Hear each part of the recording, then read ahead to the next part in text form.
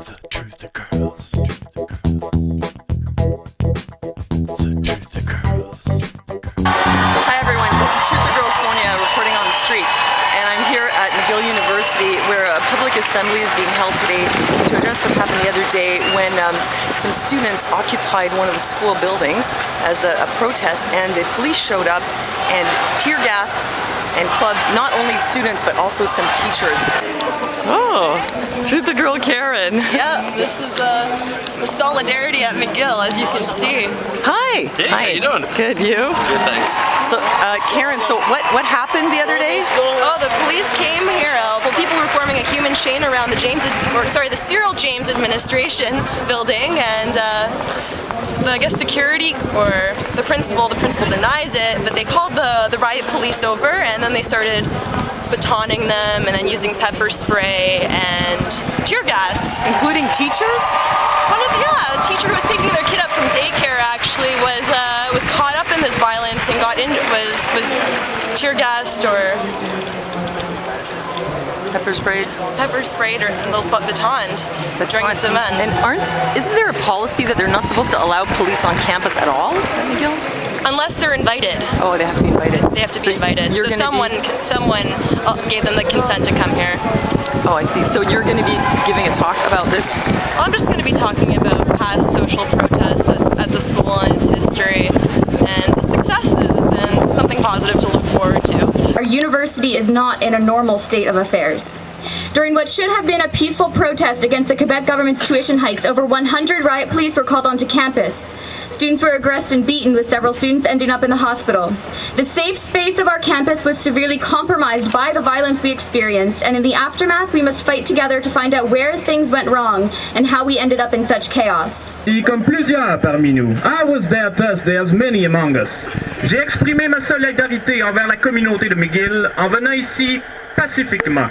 I wanted to show my solidarity to McGill by coming here peacefully.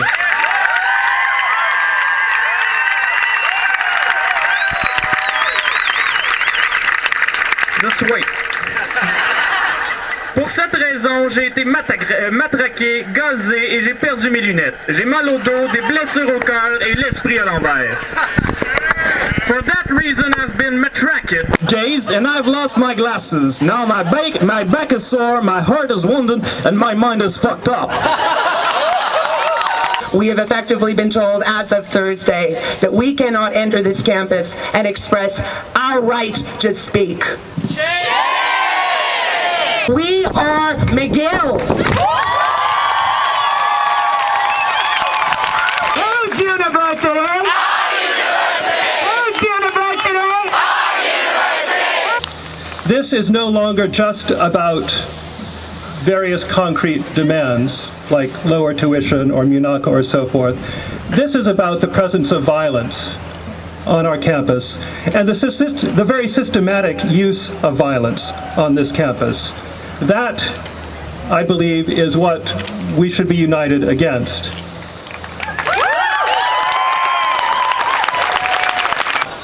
What we're seeing right now is the culmination of a wildly undemocratically run administration, and I just want to give you guys a little primer on how governance at this university works. The highest governing body of this university is the Board of Governors.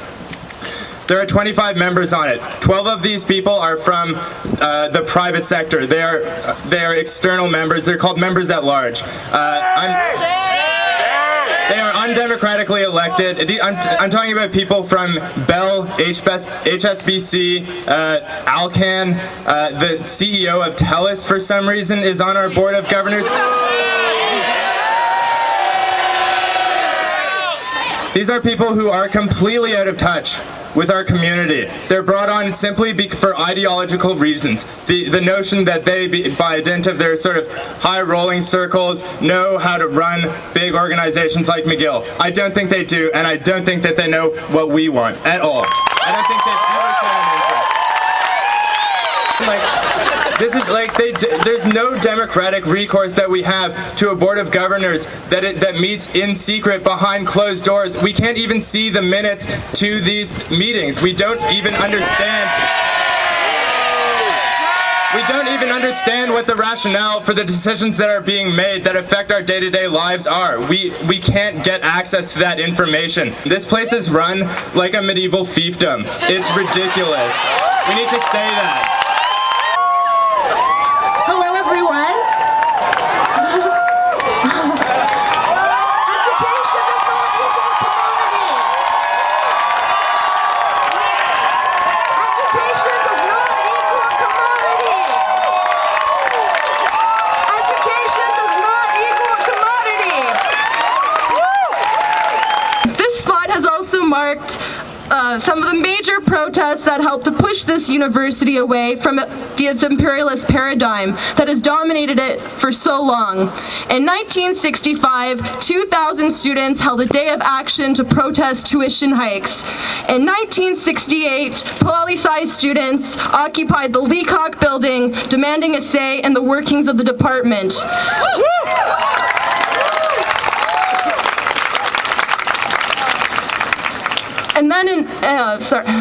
And then in the McGill Français March of 1969, 10,000 students from Quebec, Egypt, and universities marched on campus demanding McGill recognize Francophone student rights.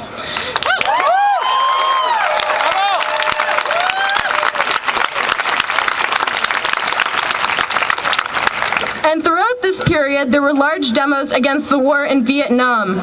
Then, the late 70s and early 80s saw protests demanding divestment of university funds from South Africa, a campaign which ultimately saw success in 1985. And in 1997, there was a 3-day student occupation of the principal's office to protect fee hikes, which succeeded in getting the university's administrative fee reduced from $255 to $156 a year.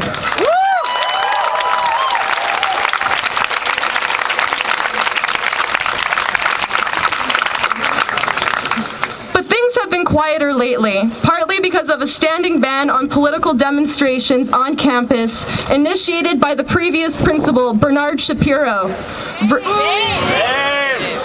Reminiscing of last year, the Benai Faith event about his years as McGill's principal, Shapiro said that he had banned political demonstrations, fully aware that such a move was illegal. And he justified this by saying that he had to keep McGill University from becoming another Concordia.